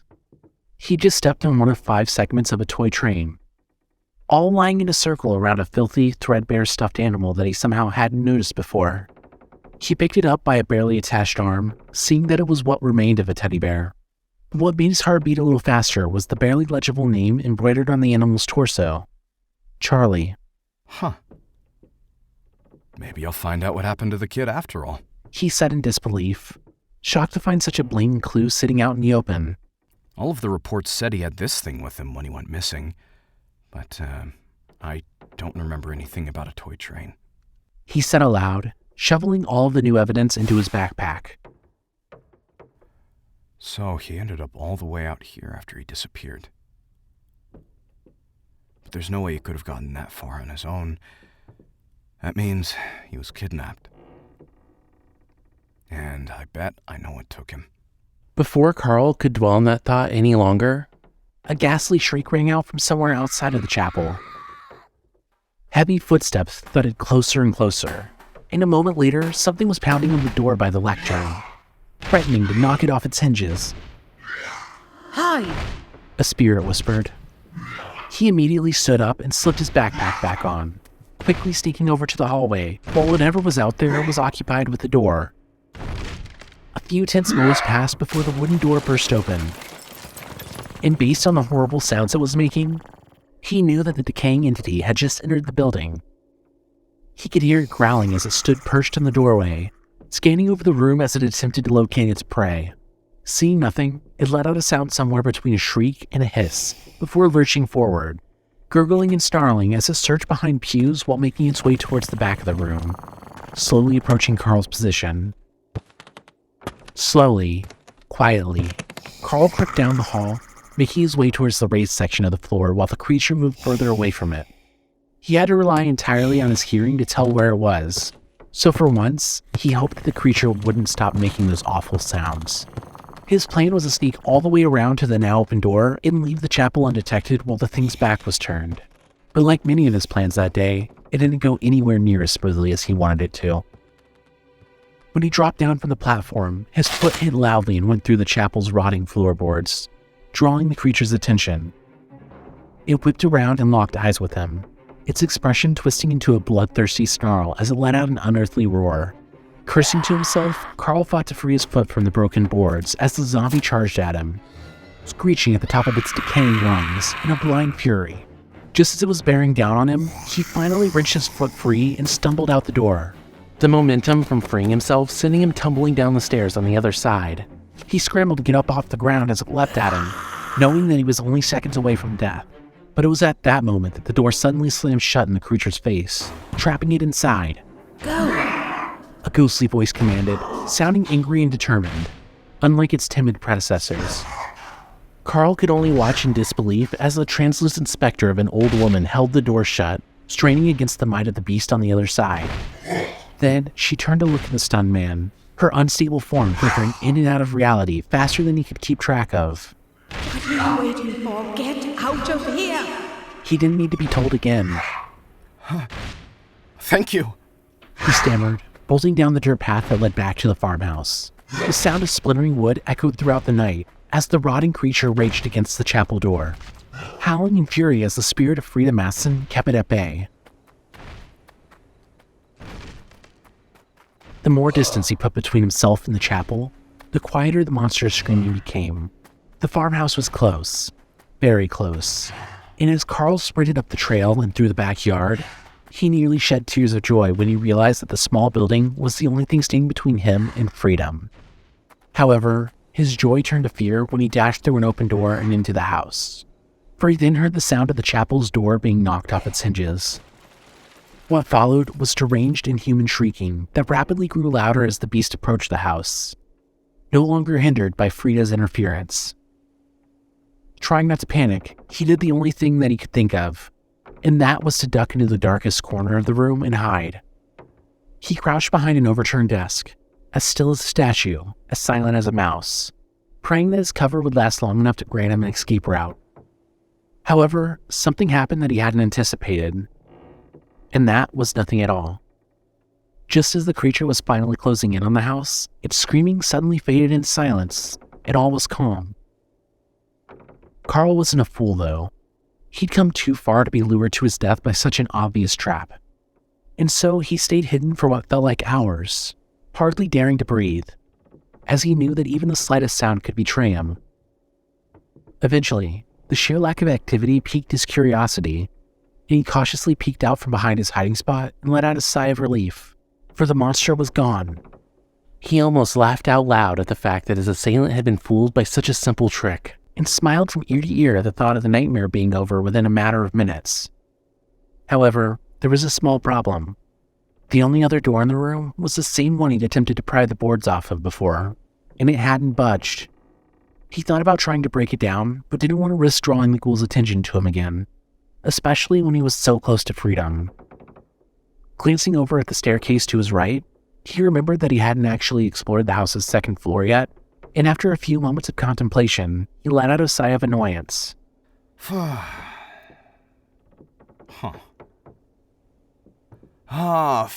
it. What's one more detour? He muttered, making his way upstairs. Maybe there's a window up there that I can climb through, or something. Carl had been expecting a variety of things from the second floor, but the cryptic scene laid out before him was not one of them. The walls separating the individual rooms had been torn down long ago, transforming the entirety of the second floor into one big area that was reminiscent of an attic. Dim rays of moonlight shone through the gaps in the shattered, semi-boarded windows, barely managing to illuminate the mess of ruined sofas, beds, tables, chairs, bookshelves, and other furniture that littered the room. The floor was covered in debris, most of which were too decayed to tell what it was. Heaps of old, mostly religious books were stacked atop the desks and tables, scattered across the floor, and clumsily crammed onto the few bookshelves that were still intact. Plastered on the stone brick walls and strewn about the filthy wooden floors were ancient masses of paper featuring nonsensical ramblings and scribbles, only a few of which had intelligible phrases such as "you" or "come home now" written on them. Accompanying the papers on the walls were huge sketches of trees, circles, X's, and crosses, all made with the same black paint that was splattered on the wall in a way that almost made it look like a pair of angel's wings. However, the eeriest of the illustrations was a crossed-out depiction of the suited demon that was painted in white on the rightmost wall, just above a decaying couch. The phrase, "Abandon all hope, for death is only the beginning," scrawled beneath it. For once, Carl felt no fear or apprehension towards the situation in front of him. Only curiosity. He hadn't expected this, but considering it was the least dangerous surprise he'd encountered that night, he wasn't too bothered by it.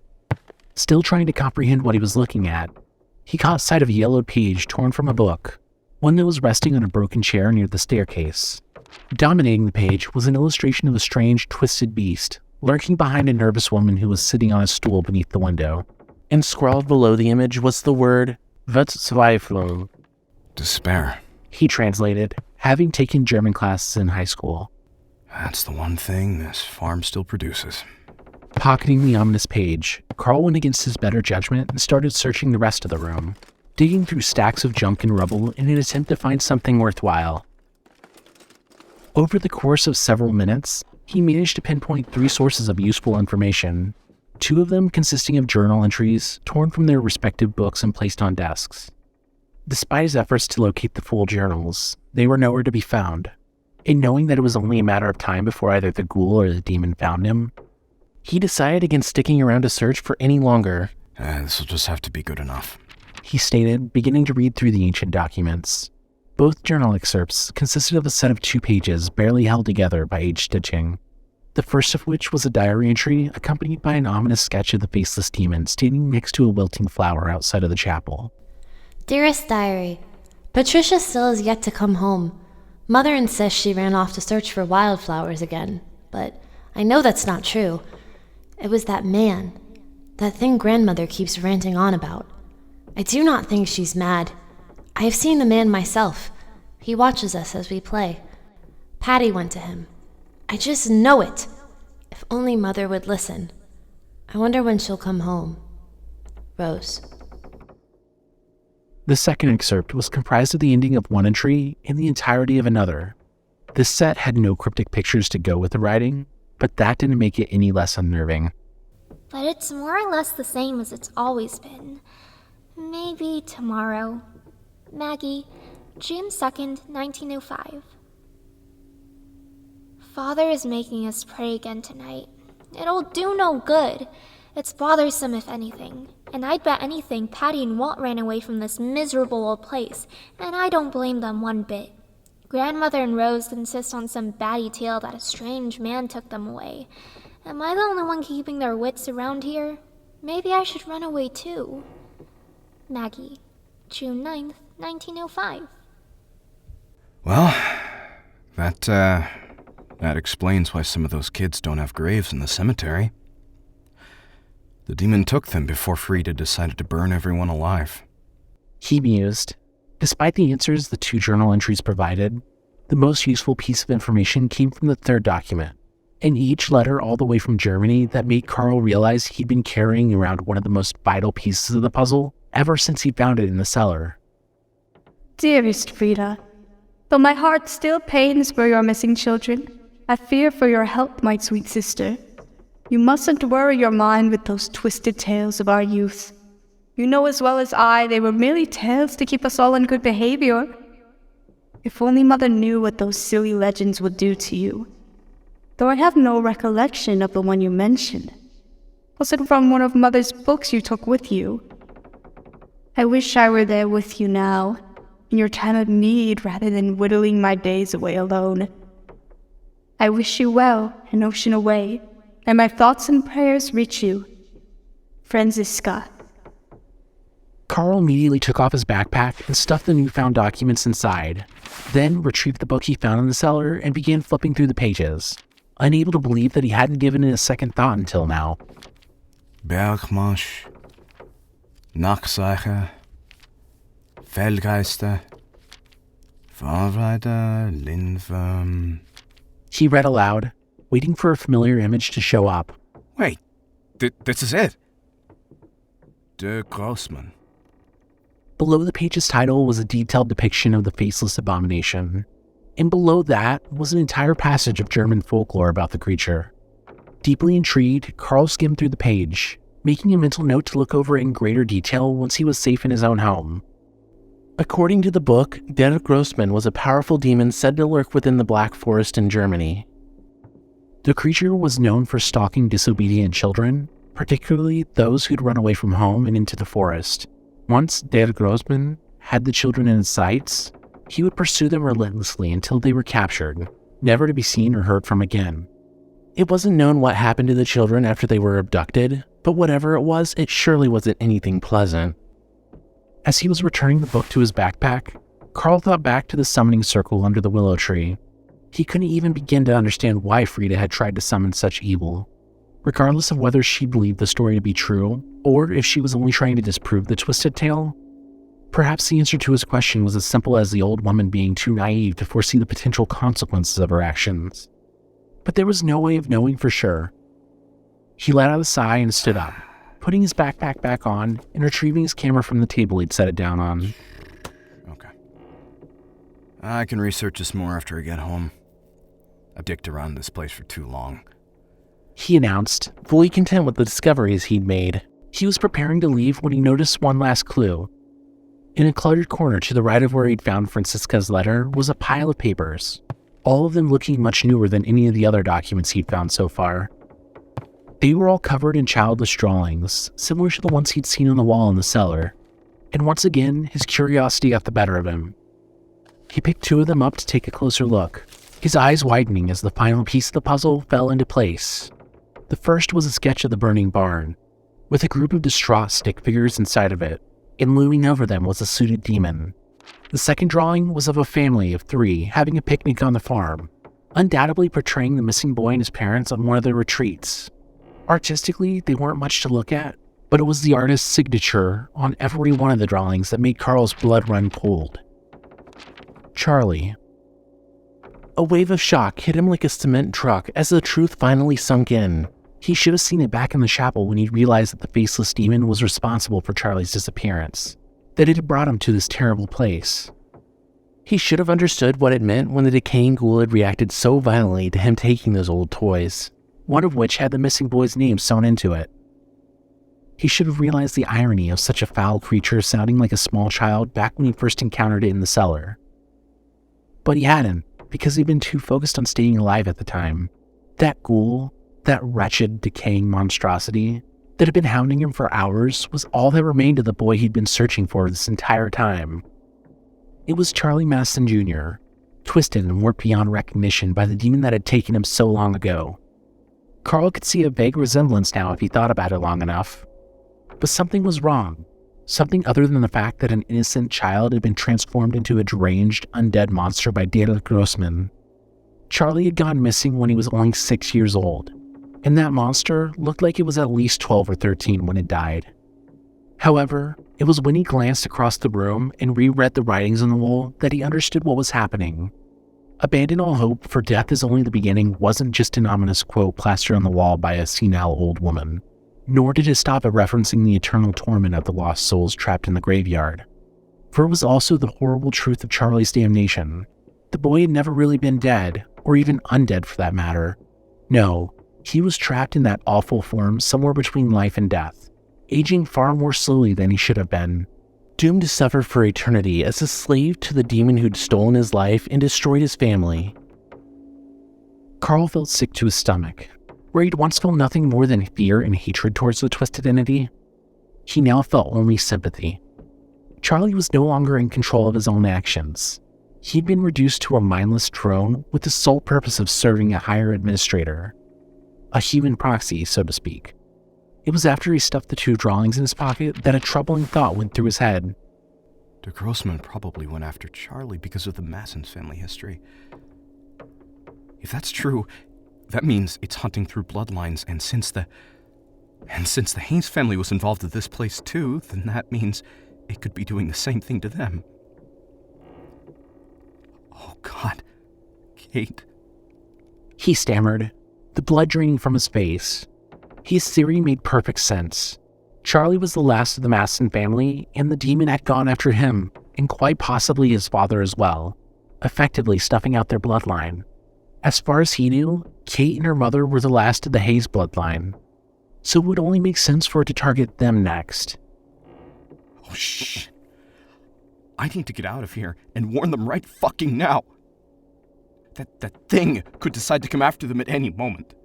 Carl immediately turned away from the cluttered corner he'd been facing, only to be met with the decaying shell of Charlie Matheson Jr. standing right behind him. Before he even had time to react, the ghoul snarled and grabbed him by his shoulders, throwing him into the stone brick wall behind him. The back of his head smashed into the wall, blurring his vision and giving him a concussion. He could only groan in pain as the beast seized him again and threw him through a bookshelf in the middle of the room with inhuman strength, causing him to lose his grip on his camcorder. Carl had no time to mourn the loss of the majority of his evidence, as the device clattered to the floor just out of reach. Nor did he have the willpower to get angry when Charlie kicked it aside, growling as he slowly approached his prey.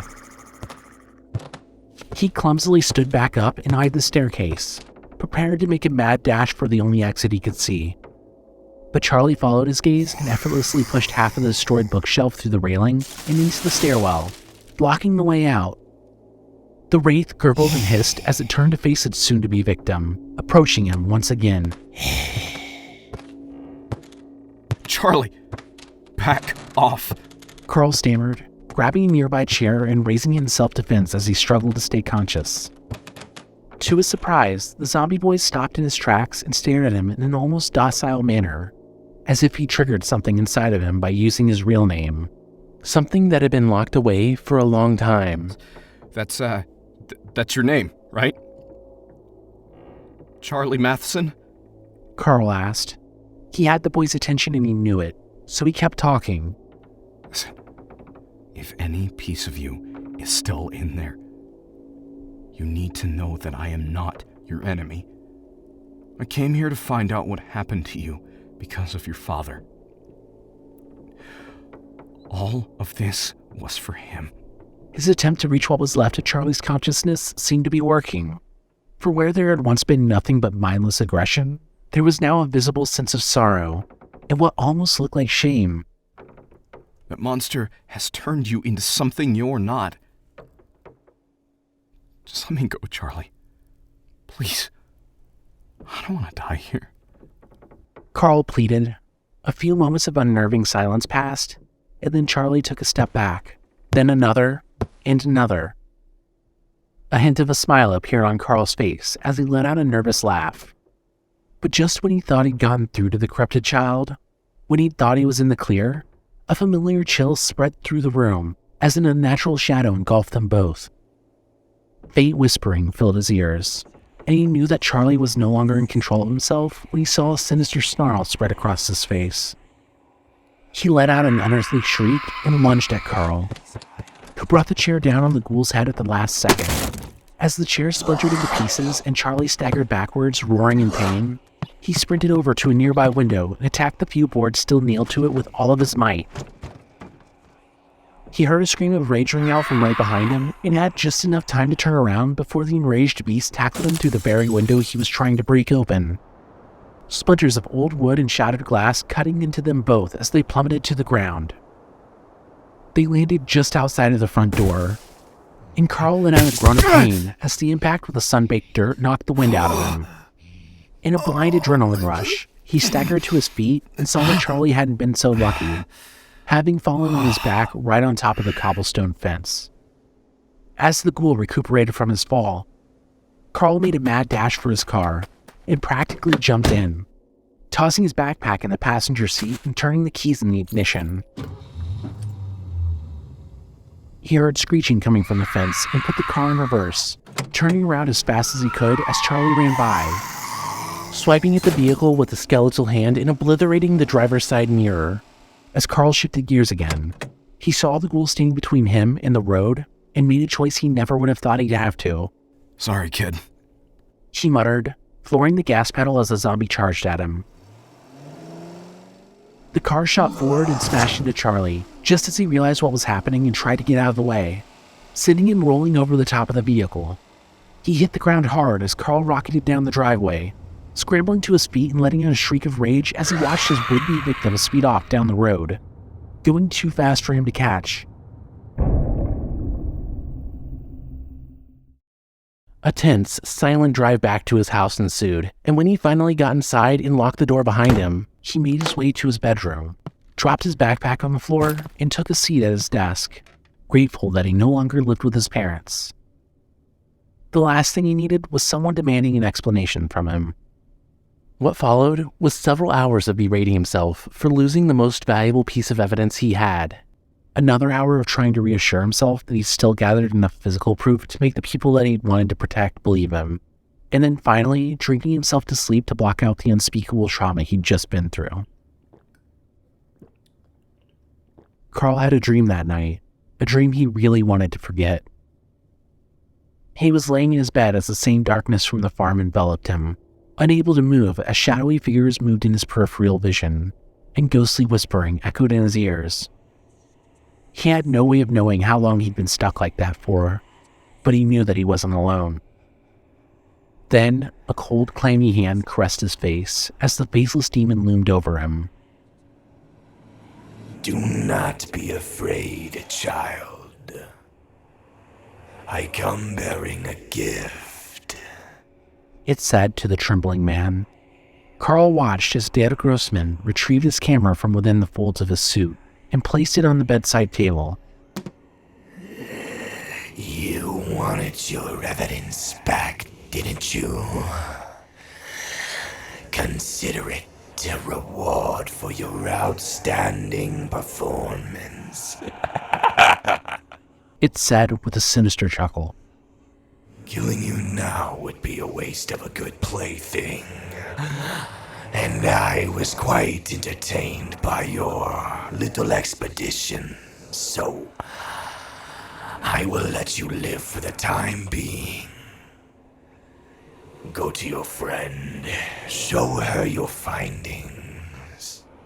I will allow it, but know this. It said, getting so close that their faces were practically touching. I have plans for you, Carl Ross. I have plans for all of you. Perhaps you consider yourself lucky that I have decided to spare you for this time. But a day will come when you won't. When Carl awoke the next morning, now nursing an awful hangover as well as his concussion, he knew that it hadn't been a dream as soon as he saw the camcorder resting on the bedside table. The nightmare was far from over, and he dreaded what was coming next, but he couldn't afford to sit around and wallow in self-pity. The clock was ticking. He was living on borrowed time now, but Kate and her mother weren't. No matter what happened, he wasn't going to let them fend for themselves. He had a job to do.